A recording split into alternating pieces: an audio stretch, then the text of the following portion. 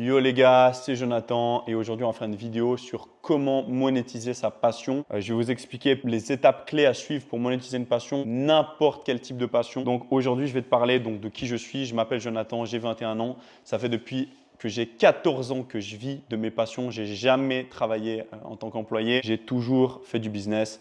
Et aujourd'hui, depuis 2021, je vis uniquement de l'entrepreneuriat et uniquement de mes passions. Donc ça, c'est pour déjà poser le cadre, te montrer que je suis légitime à te parler de tout ce que je vais parler. Et aujourd'hui, je vais déjà te parler de l'importance de faire ce qu'on aime. Donc, qu'est-ce qui est une passion? Une passion, c'est quelque chose que tu aimes faire au quotidien et qui ne te demande pas d'effort. Donc, par exemple, imaginons moi, j'aime le ski. Aller au ski, ça ne me demande pas d'effort. C'est pas comme quand tu me dis va sortir les poubelles, tu vois. C'est deux choses différentes. Une passion, c'est quelque chose que tu aimes faire au quotidien. Je vais proposer le cadre. Donc maintenant, on va partir directement dans le dur. On va partir dans les étapes pour monétiser sa passion. La première étape pour monétiser une passion, c'est définir sa passion. Aujourd'hui, il faut choisir une passion que tu vas monétiser. Il ne faut pas partir dans tous les sens. Si tu es fan de foot, de basket, de tennis, il faut en choisir une. Okay, tu ne peux pas être un perfectionniste de tout. C'est comme si aujourd'hui, tu as envie de devenir champion olympique de basket et que tu as aussi envie de devenir champion olympique de natation. Tu ne vas pas pouvoir faire les deux, mon gars. C'est impossible. Okay, un gars qui veut devenir fort en sport se concentre sur un sport et le fait à 100%. Donc aujourd'hui, je vais te consacrer, tu vas te focus sur une seule de tes passions. Imaginons, tu prends, je ne sais pas moi, la pêche. Ok, la pêche. Ok, tu as pris la pêche. Maintenant, la deuxième étape, ça va être quoi monétiser dans la pêche. Je vais te donner des exemples. Moi, j'ai déjà monétisé la passion du powerlifting et du parcours. Deux passions que j'adore, deux passions avec lesquelles j'ai gagné de l'argent, deux passions que je kiffais faire au quotidien, qui était au début juste une passion, qui après sont devenues un métier. Donc, quoi monétiser dans ta passion? Imaginons, moi, j'ai choisi de monétiser le powerlifting en 2022 ou 2021, 2022, non 2022. Comment est-ce que j'ai monétisé cette passion? Il y avait plusieurs choses que je pouvais faire. J'aurais pu vendre des poids de powerlifting, j'aurais pu vendre des coachings de powerlifting, j'aurais pu créer une chaîne sur le powerlifting et faire de l'affiliation sur des programmes de powerlifting, j'aurais pu ouvrir une salle de powerlifting. Qu'est-ce que tu veux faire? C'est ça la première étape. Moi, j'avais choisi d'ouvrir une salle de powerlifting et de faire du coaching dans cette salle. Très important, choisir qu'est-ce que tu vas monétiser dans cette passion. Tu ne te fermes pas aux autres, hein, bien sûr, parce que quand tu monétises quelque chose, après, tu vas commencer à faire des upsells. Un upsell, c'est juste une chose que tu vends en plus, en fait. Imaginons, tu vas à Carrefour. Quand tu vas à Carrefour, à la fin, tu as les petits rayons avec du chocolat.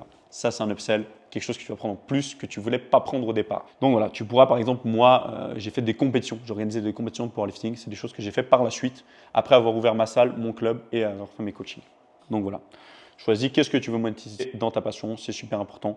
Si tu veux faire de la pêche, est-ce que tu veux monétiser des hameçons? Est-ce que tu veux monétiser des cannes? Est-ce que tu veux donner des cours de pêche? Est-ce que tu veux ouvrir une pisciculture? Est-ce que tu veux vendre du poisson? Qu'est-ce que tu veux monétiser? Tu vas devoir définir ça. Maintenant, il va falloir créer ton offre. Pour créer ton offre, la première étape, ça va être définir son avatar client. Tu vas devoir définir qui est ton client.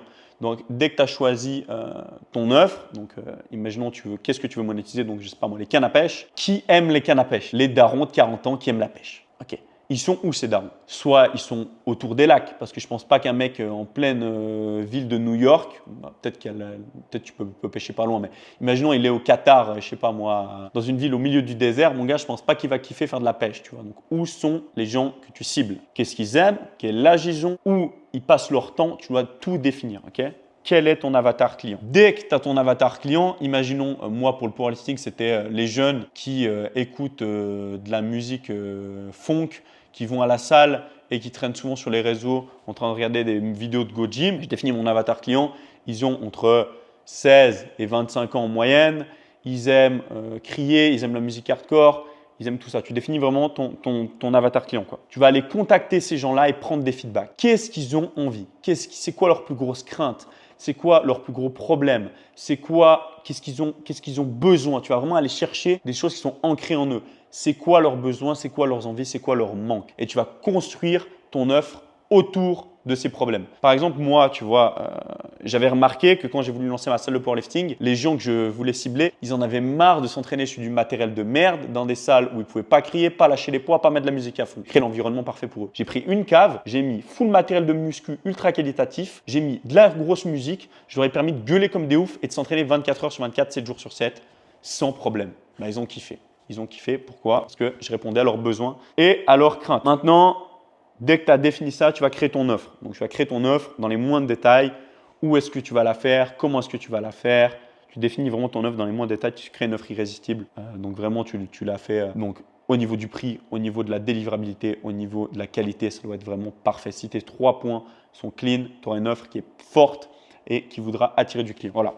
Maintenant, tu vas faire un truc que tu vas paraître ça va te paraître complètement bizarre parce que tous les débutants ne font pas ça. Va vendre ton offre, va proposer ton offre avant même de l'avoir créée. Avant même de l'avoir créée. Je vais te donner un exemple.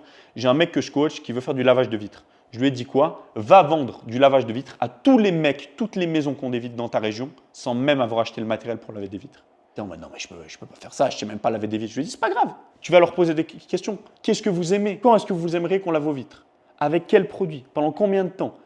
Tu poses plein de questions à ton avatar client, tu crées une offre irrésistible pour ce client en fonction des feedbacks. C'est pour ça que c'est important de même vendre avant même que tu aies créé l'offre. Moi, quand par exemple, ce mec-là que j'ai coaché, je lui ai dit d'aller faire ça, même s'il y avait des clients qui étaient prêts à le payer, par exemple un abonnement par mois pour le lavage de vitres, bah, écoute, tu prends le ZAE upfront et après tu achètes ton matériel, tu te formes et tu vas vendre. Tu n'es pas obligé de tout savoir faire de base. Tu n'es pas obligé que les choses soient parfaites avant même de te lancer. Les choses n'ont pas besoin d'être parfaites. Tu peux lancer quelque chose sans qu'il soit parfait, sans qu'elle soit définie et tu peux quand même le vendre. Rien ne t'en empêche, ok? Rien ne t'en empêche, il n'y a pas de règle sur ça. Tu peux vendre un matelas avant même de l'avoir acheté, c'est possible, ok?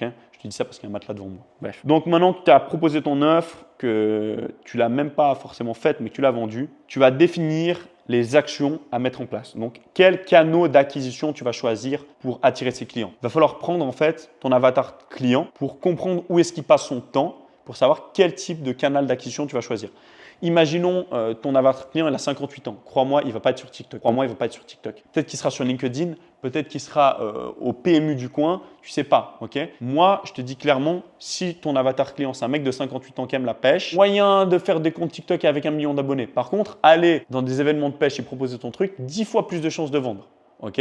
Donc, la quantité ne dit pas la qualité. La quantité ne dit pas la qualité. Tu peux avoir des millions de vues sur une vidéo de pêche et avoir 0 vente. Comme tu peux aller dans un petit bar de pêche ou d'aller à un événement de pêche et faire 10 ventes. Okay? Vaut mieux faire 10 ventes avec 10 personnes que faire 0 vente avec 1 million de personnes. Donc les vues, les stats ne disent pas la vérité. Okay? Tu peux faire 1 million de vues et être pauvre, crois-moi. Donc vraiment, va là où ton client est. Va pas chercher dans des canaux d'acquisition qui servent à rien. Si ton client il est sur LinkedIn, va sur LinkedIn. Si ton client il est au PMU du coin, va au PMU du coin. Si ton client il aime faire des Uno et faire des événements de cartes, va où il y a les événements de cartes. Va dans les endroits où ton client est. Super important. Oublie les actions inutiles. Oublie complètement. Par exemple, aujourd'hui, quand tu me dis te lancer, tu vas penser faire un logo, trouver un nom, faire un site web. Je vais te donner un exemple. Moi, quand j'ai commencé ma société de création de contenu, Stam, au tout début, j'avais même pas de site web, pas de logo et j'avais déjà vendu pour 6000 balles de vidéos. Tu comprends ou pas? J'étais fan de vidéos avec Sylvain, on a vendu 6000 balles de vidéos sans même avoir un site web. On a même vendu un site web une fois à un mec alors qu'on n'avait pas de site web. Je ne sais pas si tu imagines la dinguerie. Donc, néglige les actions qui sont inutiles et focus où il y a de l'argent. Focus sur le 80% des résultats qui viennent du 20% de tes actions. Ne te focus pas sur 80% des actions qui t'amènent 20% de résultats, ça ne sert à rien. Ces petits détails-là, faire un site web, faire des ads et tout ça, tu le délégueras plus tard quand tu auras fait de l'argent avec ton offre. Okay? Maintenant que tu as défini tes canaux d'acquisition, que tu as oublié les actions inutiles et que tu es allé où ton client est, il va falloir commencer à vendre. Il va falloir commencer à vendre. Comment commencer à vendre? Crée une audience, interagis avec cette audience, va parler à tes clients, super important. Crée une méthode d'acquisition. Okay? Je t'ai peut-être dit du charabia là, mais bon, imaginons, tu aimes la pêche, tu veux vendre des cannes. Mec, va pas les vendre. Va créer du contenu, crée une audience autour de cette passion et vends à ces gens-là. En fait, tout part des gens. Tout part de l'humain. Si tu arrives à attirer un humain qui a un besoin auquel tu peux répondre, tu feras de l'argent, c'est obligé. Donc, crée une audience autour de la chose que tu vends, autour de ton produit, autour de ton offre et va chercher ces clients. Utilise des méthodes d'acquisition comme par exemple le setting. Tu peux aller parler directement sur Instagram à tes clients. Tu peux les contacter par appel. Tu peux faire du call calling.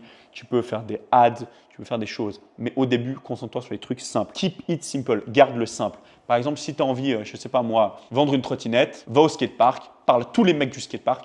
Est-ce que vous voulez cette trottinette?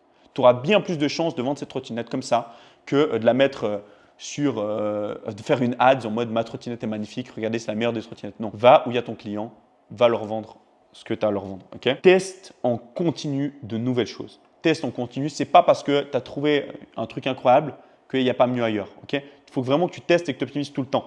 Prends des feedbacks, continue, optimise, teste.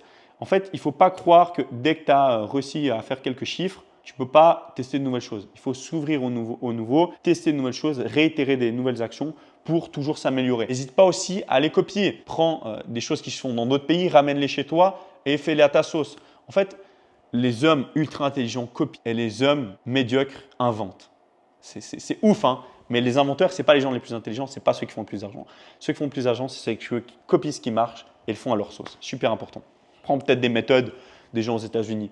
Je vais te donner un exemple. Nous, on a mis un formulaire sur notre site qu'on a volé à un mec aux États-Unis. Clairement, on l'a juste fait à notre sauce et on l'a fait mieux. Et logiquement, ça marche parce que les humains sont pareils partout. Okay, les humains réagissent aux mêmes biais psychologiques, ont les mêmes besoins parce qu'on est tous putain d'humains. Donc voilà, n'hésite pas à aller prendre des choses dans d'autres pays, chez d'autres de tes concurrents, de les refaire à ta sauce, de les mixer. Tout le monde se copie. Tu verras sur Internet, tout le monde se copie. Il y a un mec qui fait une miniature avec écrit POV derrière sa tête.